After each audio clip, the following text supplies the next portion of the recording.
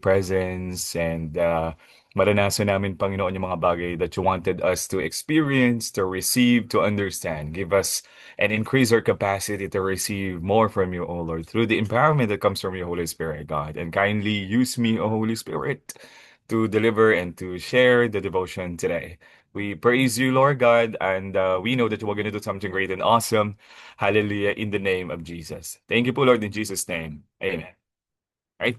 So, let me share my screen po. One moment lang po.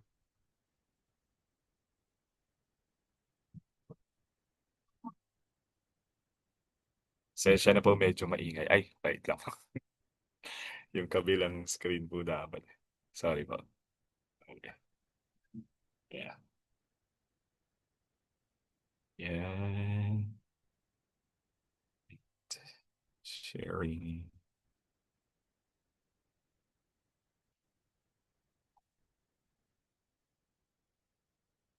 Right. So, ito po ay pag-usapan po natin. Devotion po na inassign sa akin ay may kinalaman po o naka-anchor po sa salita niya in the book of Luke, chapter 18, verse 1. Yan. Mamo, naririnig niyo po ba yung background? Sorry po. Yung noise. One moment lang po. I-ano ko lang para po less distraction. Sorry po, last na.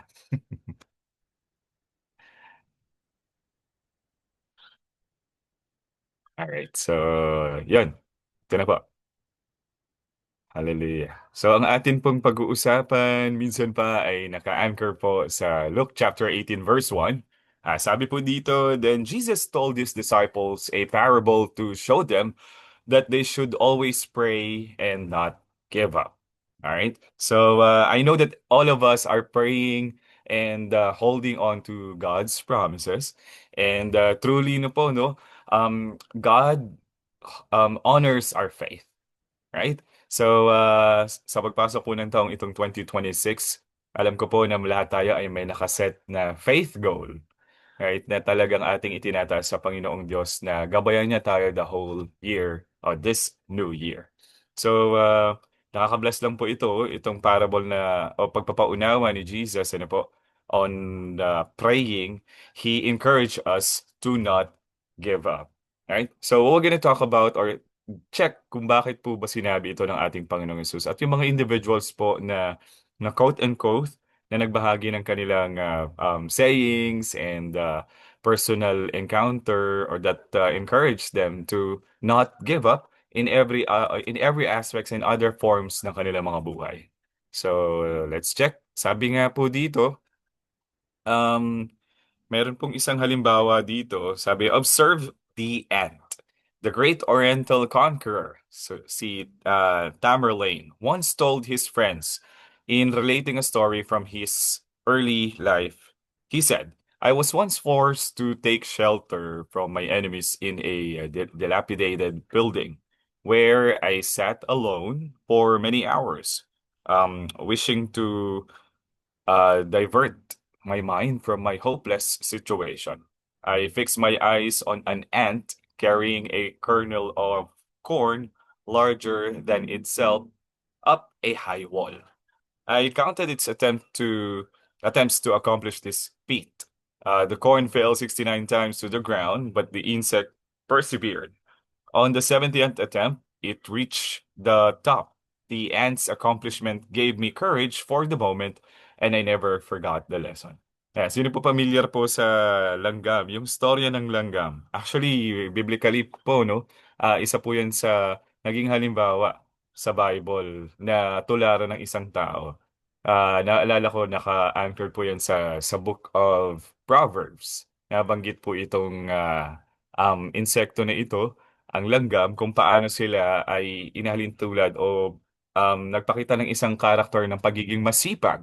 Gayun din naman sa binasa po natin o sa aking pong binasa, si Tamerlane, as I double check po yung kanyang background a little bit, ay isa siyang um, anong tawag dito? Conqueror.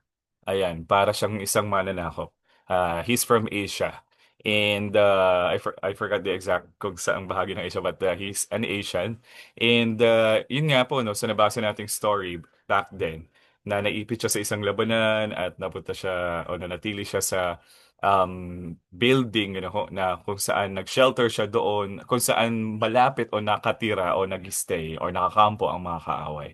And alam niyo po yun na talagang really may ginagamit ang Panginoon na mga um, pamamaraan to encourage everyone, all right? In every hardest situation. Tayo po ba, ano pong hard situation o which part of our lives na tayo po ay nahihirapan, nasusubok at natetest ang pananalig at pananampalataya sa ating buhay Kristiyano. Okay, babalikan po natin yung verse po natin sa Luke chapter 18 verse 1. The Lord Jesus Christ is encouraging us not to ano po, uh, give up and lose hope. Sabi nga po no sa Thessalonians, it also reminded us and encouraging us sa sulat ni Apostle Pablo that we should pray unceasingly. Okay? For we know that whenever we pray and talk to God, He listens to us. And at the same time, when the moment naman po para magsalita ang Panginoong Diyos in our stillness to Him, in His presence, He speaks. Amen. So, sa ganitong kwento, ang naaalala ko po, nung ako po ay nag-work pa sa corporate or even na pumapasok pa sa school at sumasakay sa mga public transport, in particular sa mga jeep, karaniwang nakikita ko po sa jeep na nakalagay o merong mga nakasulat sa kanilang na part ng design ng jeep ay pagpapatungkol sa pag-iingat ng Diyos, in God we trust. Ayan, may mga ganun akong nababasa and some are Bible verses. Like for example that I've read sa isang public transport na jeep ay nothing is impossible to God. Ayan. So kapag po na nararamdaman natin that we are down and weary, alam mo, all of a sudden may magbibigay ang Panginoon sa atin ng mga encouragement. I remember sa story ni yung isang prophet, if I'm not mistaken, sino ba to? Yung nagpunta po sa kuweba, si Isaiah po ba yun? I forgot. Parang in-encourage siya ng Panginoon na anong tawag doon? In every situation, kahit sa kulog, kidlat, or kahit ano pang klase ng unos, ano ho, ay pinapatunayan po ng Panginoon how powerful He is. Amen? Gayun din po sa ating mga buhay. When we pray, when we talk to God, as the Lord Jesus Christ encouraged us to not give up, meaning po may ginagawa ang ating Panginoong Diyos. Wala pa man pong agarang kasagutan sa mga ito, but the Lord sharpens our faith. And we're gonna learn that. So sabi po, prayer that uses previously unanswered prayers as an excuse for laziness has already ceased to be a prayer of faith. To the one who prays in faith, unanswered prayers are simply evidence that the answer is much closer. Ross, sabi nga po ulit, ang panalangin na ginagawang dahilan ng mga panalangin hindi pa sinasagot upang maging tamad ay hindi na maituturing na panalangin may pananampalataya. Ako po dumating sa point na ang prayer ko ay hindi mahaba, hindi rin maikli. Parang, anong tawag doon? Ah, way of acknowledging the Lord na, Lord, thank you the whole day in Jesus' name, Amen. Alam niyo po yun. Para sa taong nananalangin ng may pananampalataya, ang mga panalangin hindi pa sinasagot ay patunay lamang na mas nalalapit na ang tugon ng Panginoon. So tayo po ba kapag po tayo nananalangin sa Panginoong Diyos, doon sa mga bagay na dinudulog natin sa Kanya, lalo na po yung mga matagal or hindi pa natutugunan ng ating Panginoong Diyos. Kamusta po yung puso natin about it? Ako po na mold po sa akin yung perseverance and patience and yung pag, hindi pagbitiw sa pagdulog doon sa mga panalangin. And I thank the Lord ano po, matagal man yung naging katugunan, God really answers and provides. Isa nga po doon yung nabanggit ko po the last time, last year, yung makapag-aral ulit. And sabi ko nga kay God, kung ako po mag-aaral ulit, sa school setup nga po, nais ko sana, yung mag-aaral na ako patungkol sa kanya at maipagpatuloy yung calling. And I thank the Lord kasi tayo nga po ay nagkaroon ng privilege na biyayaan po na makapag-aral sa School of Seminary in True Wealth. So I thank the Lord po for that. Sabi ko nga, God is really awesome and He provides. Kaya po pala ang Lord ay inuna niya po muna yung mga pangangailangan ko ahead before po sumapit itong pag-aaral ko po sa Truett, which are He provided a laptop. Sabi ko, Lord, thank you. It's a second-hand laptop, but it's very useful to me na nagagamit ko rin po at the same time sa ministry. Pagka nagtuturo ako sa mga bata, ginagamit ko po yung laptop. And at the same time, may internet connection talagang sa bahay namin at maging sa church ay um, yun po, may internet connection, he provide that. And a phone, sabi ko nga, um, ano tawag dito, hindi, medyo nagma-malfunction yung camera ng laptop. Pero na-discover ko, pwede siyang i-connect sa cellphone. So, naging extension yung phone ko as a camera. Gaya po ng ginagawa ko ngayon. Gamit ko po siya. So, alam niyo po yun, God prepares first yung mga needs natin for His greater purpose sa ating mga buhay. I thought at that time na hindi na tutugunin ng Panginoon na makakapag-aral ko ulit. Parang magpapatuloy ka na lang sa paglilingkod sa Panginoong Diyos. Yun po yung word ko, magpapatuloy na lang without granting the desires of my heart. That's actually my deepest desire is to finish studies. And yeah, God is really good and awesome. This is actually my second year and nakaka-anim na course na po tayo or subjects na kailangan matake under the GMC. And I thank the Lord po for that sa mga individuals na ginamit niya. Amen. So tayo po, no, sabi nga sa binanggit natin dito, sa nabasa natin, unanswered prayers are simply evidence that the answer is much closer. So, hindi ibig sabihin po ay hindi pa sinasagot o tinutugon yung panalangin natin, ay hindi niya na po ito ipagkakalob sa atin. Sometimes the Lord is molding our characters, strengthening our patience and faith, molding our faith to put and really trust of what He can do in our lives. Man, remember that God can do miracles, supernatural and natural provision, and that's what I've experienced sa ating paglago po sa pananalangin po. And ino-honor po ng Panginoon yung mga pananampalataya natin sa Kanya. Right? Sabi nga po, from beginning to end, our Lord's lessons and examples teach us that prayer, which is not steadfast and persistent, nor revived and refreshed, and which does not gather strength from previous prayers, is not the prayer that will triumph. Right?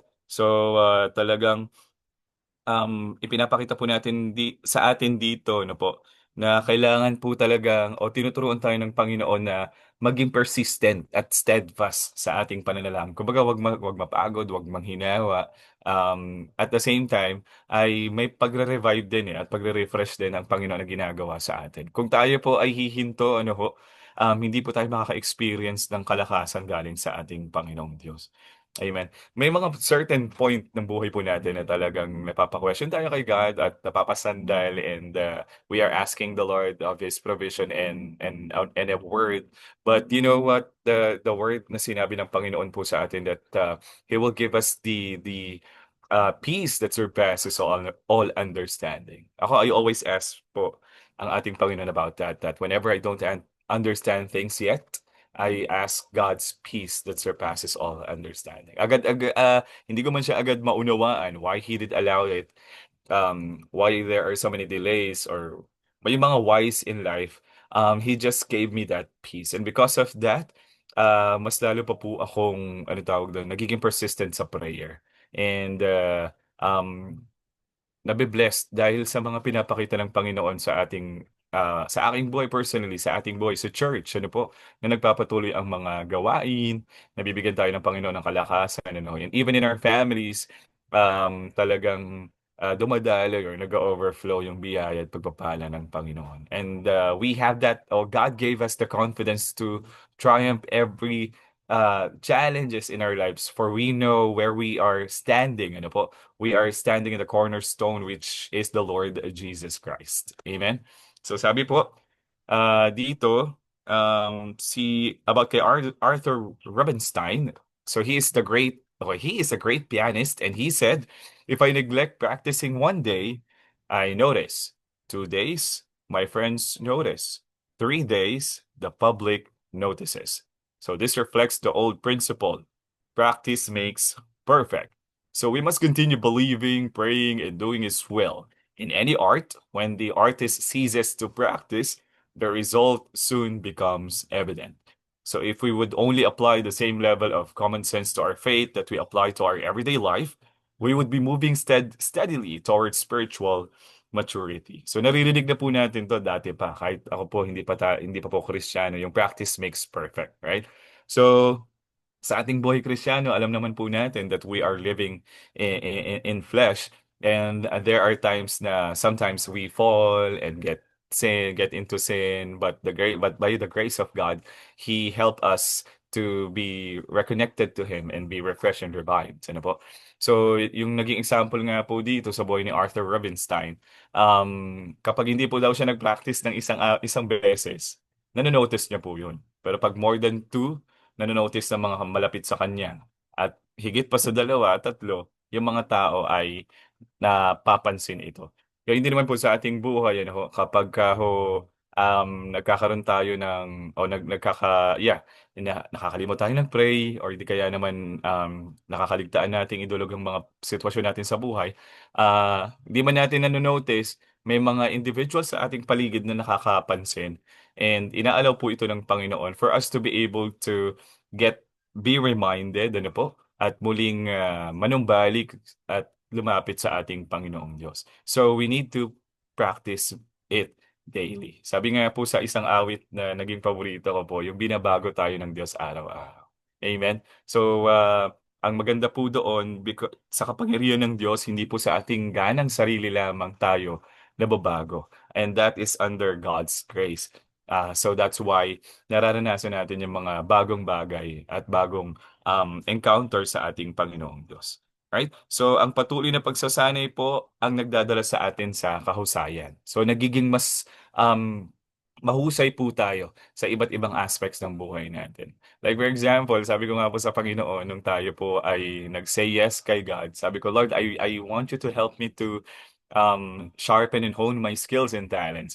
And I thank the Lord because may mga pinapakilalang individual ang Panginoon sa inyong lingkod. At the same time, He wants me to be involved sa mga ministries that being out from my comfort zone. Like for example, sa leadership, sabi ko nga po, mas gusto ko yung ako yung inuutusan kesa po ako yung nag-uutos.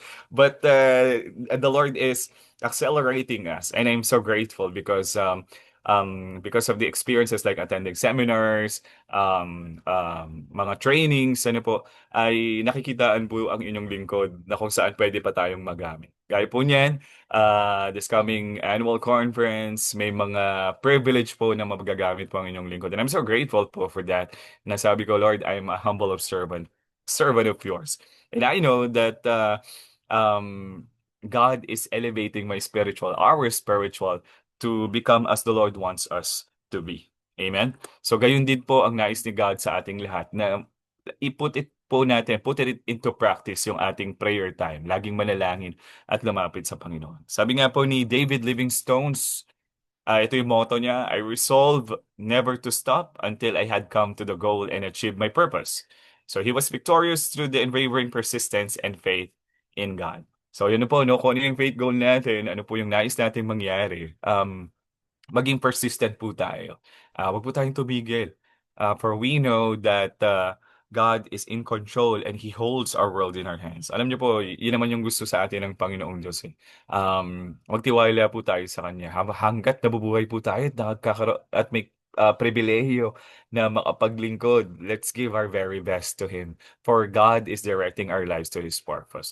So with that po, I just wanted to share three things about this sa ating mga napag-aralan. So what does it teach us?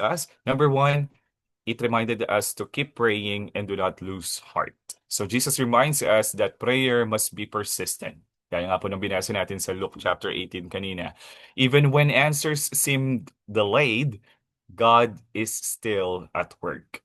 Amen? So may ginagawa po ang ating Panginoong Diyos. Sabi nga po, no, hindi man natin agad nakikita sa physical realm, no po, I forgot the exact verse, but in the book of Psalms, God is collecting, or the angels of the Lord collecting our prayers and our tears. All right, and God is doing something in the heavenly realms. So every prayer brings us closer to His perfect answer. It molds our heart na maialayin yung prayer natin, ano po, doon sa mga inilalapit natin sa Panginoon, doon sa kanyang kalooban. So much better po na para hindi tayo makadama ng kawalan ng pag-asa, we should uh, learn and direct our prayer to ask His will. What is His will po? Para the best at full of confidence with peace yung matatanggap nating guide or katugunan dun sa mga panalangin natin sa Kanya. Okay? Kaya nga po yung naalala ko na laging sinasambit o nasambit nga po ng Panginoong Jesus dun sa Garden of Gethsemane na not my will but your will be done. Amen. So kung ano man po yung mga prayers natin, heart's desire natin, we should acknowledge and honor the will of the Father. For He knows best. Okay? So that's number one. Keep praying. Do not lose heart. Number two, sabi po dito, faith strengthened through faithfulness. Of course, faithfully, gusto po ng Panginoon na maging tapat po tayo sa Kanya. Right? So just as practice builds skill, daily prayer builds faith. Okay? So, kamusta po pala yung prayer life natin? Consistent po ba? Lalo tigit po, kamusta po yung Bible reading natin, devotion po natin? Consistent po ba? Ako po ay nabibless sa sa bawat isa dito po sa Daybreak, ano po, na talagang consistent po ito from day one up until today, how really God works to everyone's life and how we spend time na po faithfully to be part of this movement na laging manalangin at idulog lahat sa ating Panginoon. Because we know our labor is not in vain and God inclines his ear every time we pray. And He is doing something in the heavenly realms. And vice versa, ano po, it builds our faith and it makes us much closer to Him at nag-i-increase po yung ating intimacy with the Father. And with that, the Holy Spirit is much more powerful ano po na kumikilos sa ating mga buhay. Well, we can discern things, what good and evil. At the same time, the Holy Spirit teaches us to test everything, especially in our decision makings, right? Sa ating mga puso't isipan. Even sa smallest details po ng ating mga buhay, God is helping us and it hones our faith as we get through much closer to Him with a daily prayer that really builds our faith. So when we consistently seek God, our trust in Him grows deeper and stronger. Totoo po yan. Ako po na binago ng Panginoon, nag-accelerate yung iba't ibang klase ng prayer ko. So sabi ko nga po, um, inalaw ng Panginoon na mapabilang tayo or makasama po tayo sa isang ministry na hinuhubog. And even then before pa, inalaw ng Panginoon na mamulat po ako sa ministry ng healing and deliverance. Sabi ko, God, I thank you for that. Because every time I prayed for someone who is who is sick, talagang God is doing something. Hindi man po instant yung healing, but gradually God really works. And those person or individuals na ipag-pray po natin ay talagang nakaka-experience sa kagalingan. And they testified it. And they messaged me na, Kuya Edward, thank you for the prayers. And so on and so forth. And at the same time, because of practicing it, yung prayer, ano po, nakaka-receive po tayo ng discernment wherein whenever I pray to an individual, si Lord po yung nagpapakita ng mga visions, word of impressions, alam niyo po yun, what are the struggles, things to do and what not to do, alam niyo po yun, prophetically, God and the Holy Spirit speaks, ano po, na nare-receive ng inyong lingkod every time na tayo po ay nagpapagamit sa ating Panginoong Diyos. And I know that sa ating ding pong lahat na naririto, ano po, when we faithfully keeps on praying and talking to God and listening as well at the same time with the leading of the Holy Spirit sa ating buhay, ano po, ay mas lalo pang nagiging much deeper and stronger yung ating pagtitiwala sa Kanya. Amen? So, number three, sabi po dito, what does it teaches us? It teach us to become more perseverance, or perseverance leads to God's purpose. Amen? Hallelujah. So those who refuse to give up will see God's victory. Tama po, no? Ang taong madaling sumuko ay hindi nakikita kung ano yung magandang resulta ng nakaabang para sa kanya. And steadfast faith allows God to accomplish His will in and through our lives. Amen. So we need to persevere things, for we know God is leading us to His greater glory, to His greater purpose sa buhay natin. Tandaan po natin, God is not done yet.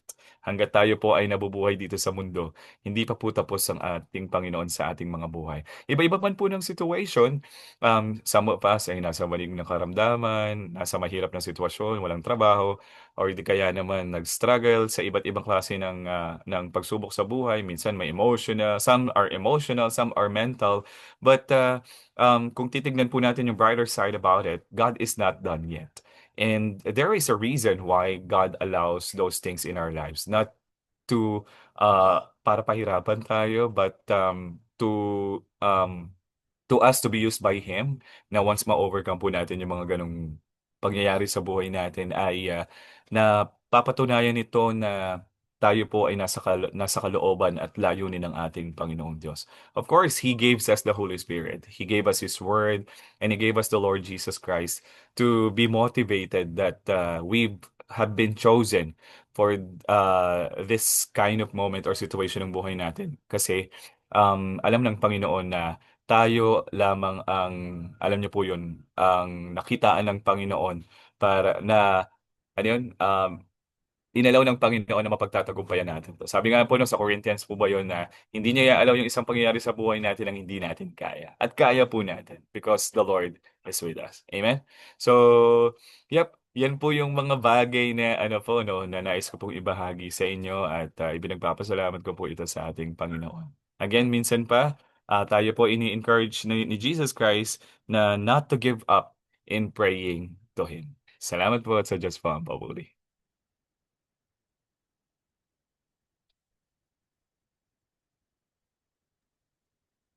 Amen and amen.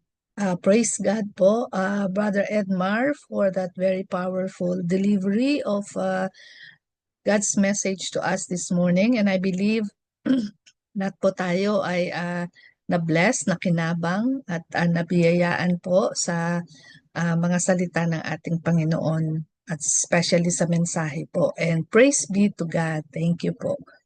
Okay, so napakaganda pong segue as we transition to our second part of our gathering, and that is our prayer time. So kasi yung message po, devotional message is all about prayer, diba? So totoo naman, tayo mismo, we are living testimonies, and this ministry is a prayer ministry. Yung ito pong Daybreak Global and International is a prayer ministry.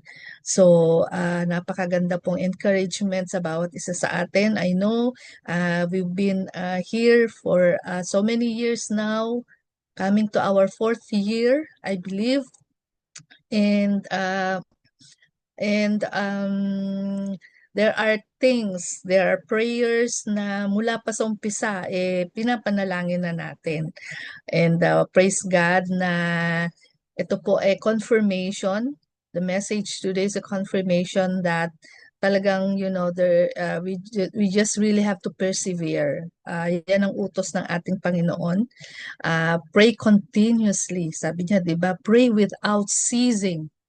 So, yung mga persistent prayers natin yan, na halos talagang kulit-kulitin na natin ng Panginoon as we pray every day. And so, but praise God that, when there is a delay, there must be God has a good reason for that. So, ang tinuturo po sa atin is, yun na nga, never give up. Just continue praying and just persevere in praying. So yan, just as that's what we're going to do right now as we present to God our prayer petitions in our prayer blast. Okay, so sharing my screen. Ayan. So I will just assign ang mga prayer leaders po para tuloy-tuloy. Panginoon, patuloy kami nagpapasalamat sa iyong daily provision, hindi lamang po sa material, kundi ang provision mo ng iyong word, na ito ay mahalaga pa sa pagkain literal Dalangin namin na may pagkapasalamat sa iyong walang sawa na pagsubaybay kahit na kami, Panginoon, ay nagkukulang. Salamat din, Panginoon, sa mga bagong inspiration, encouragement, and even rebuke, Panginoon, pamagitan ng devotion na pinangunahan ng isa sa iyong lingkod na si Brother Edmar. Salamat din, Panginoon, sa assurance na napaka-patient mo sa amin, na napaka-gracious mo sa amin, Panginoon. At dalangin namin, Lord God, na may pagpapasalamat na alam namin na ikaw ang siyang sa amin ay gagabay. Salamat din, Panginoon, sa katugunan mo sa aming mga panalangin, maging sa mga panalangin namin na hindi namin nasambit. Alam po namin na hindi mapipigilan ka para ito ay pagkaloob sa amin. Dalangin namin, Panginoon, na sa ilan na magsisipula man lang ang araw sa amin na nasa kalagitnaan, ay alam namin na may pagkapasalamat na kami po ay inyo pong pagtatagumpay.